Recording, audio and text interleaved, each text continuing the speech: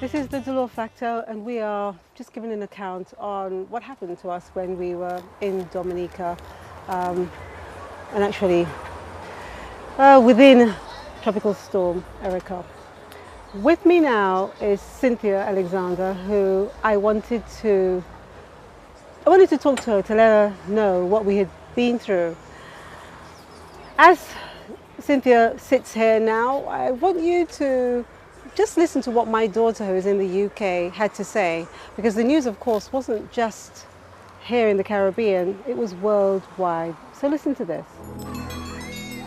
I first learnt about the storm being in Dominica when I logged onto my Facebook account in the morning.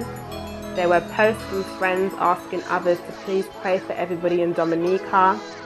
There were pictures and videos showing the destruction and the wreckage and damage caused to the island. I immediately thought back to the last form of communication I had with my mum, which was via WhatsApp message. She had texted me to tell me, even before the storm had hit, that she'd woken up from a bad dream. So you can imagine how worried and concerned I was for her safety. I immediately called my mum's husband, Olivier, in St. Lucia, because I couldn't get through to my mum as the lines were down in Dominica, the electricity was out. And he confirmed that my mum had been in the storm and that the last time he'd spoken to her, they were evacuating the hotel. Now this was worrying, especially as the weather was still bad.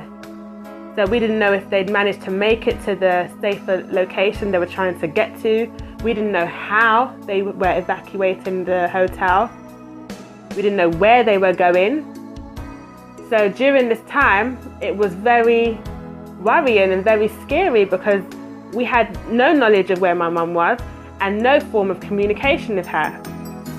But Olivier was doing everything he could, contacting everyone he could think of who could help. I called Dominica Electricity Company, which I managed to get through to, who updated me on the current situation and when the electricity would be restored. And during this time, it was just very, very worrying, very scary. I was freaking out, but it was still very worrying because I didn't even know at that point if my mum was still even alive. So it was very hard, you know? And I think it was about 72 hours since, you know, when we finally heard from my mum's crew member, Michael, who I want to say is absolutely amazing. I want to thank Michael. Thank you so much, because if it wasn't for you climbing up that mountain 2.5 hours to get reception, to make contact with somebody to get you all to safety, I don't know what would have happened. I'm sure all of you don't know what would have happened. You know, you are absolutely brilliant, and that just takes so much courage. You're so brave to do that, and I just want to thank you so much because you saved my mum's life. You know, you put your life at risk to climb all the way up there to get a phone signal, and that's just amazing. So thank you so much. I'm so glad that you are okay. I want to say hello to Bernice. I'm glad that you're okay too. I'm glad that everybody managed to get back home to their loved ones. I know you have been through a really rough, tough time that has scarred your memories and will stay with you forever.